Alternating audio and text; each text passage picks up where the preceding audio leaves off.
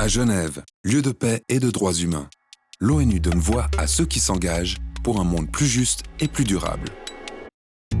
Geneva Witness recueille les témoignages inédits de ceux qui luttent pour des changements positifs. Lorraine Georgis s'engage dans la lutte anti-mine en Irak et soutient le retour en toute sécurité des personnes déplacées à Mossoul. Je m'appelle Lorraine, je suis française et j'ai 26 ans.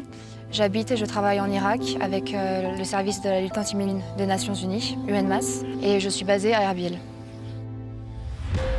Mossoul-Ouest, c'est la partie de Mossoul qui a été la plus ravagée par le conflit et ça a été le dernier endroit occupé par Daesh. C'était là où il y avait la mosquée Al-Nouri, donc c'est où le califat a été déclaré. Et on estime à Mossoul qu'il y a plus de 7 millions de tonnes de débris, donc c'est vraiment colossal. Donc le terrain, c'est toutes les zones libérées de Daesh.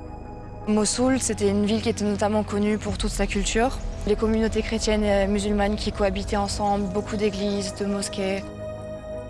Mais en fait, ce qu'on voit en passant de Mossoul-Est à Mossoul-Ouest, là, tout a été complètement ratissé et démoli.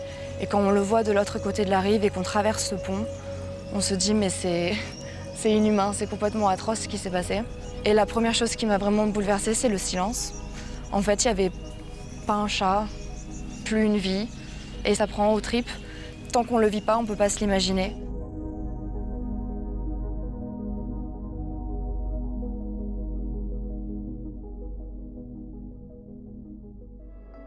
Pour pouvoir travailler sur le terrain, on se réveille très tôt, on fait beaucoup de voitures, il fait très chaud, souvent il fait 45 degrés en été pendant plusieurs mois.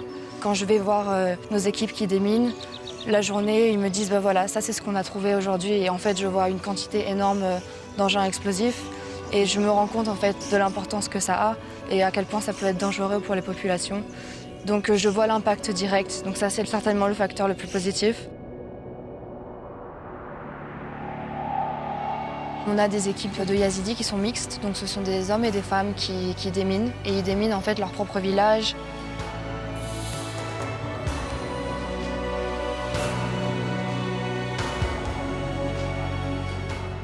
Ces jeunes femmes ont été souvent des captives, certaines se sont échappées, elles ont perdu toute leur famille, certains membres de leur famille sont encore dans des camps déplacés.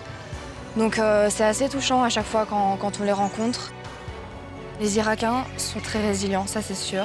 Ne serait-ce qu'à Mossoul, par exemple, dans la vieille ville, il y a cette maison qui est verte, et verte c'est la couleur de l'espoir. Et en fait, il n'y a rien du tout à part sa maison qui tient debout et qui est verte.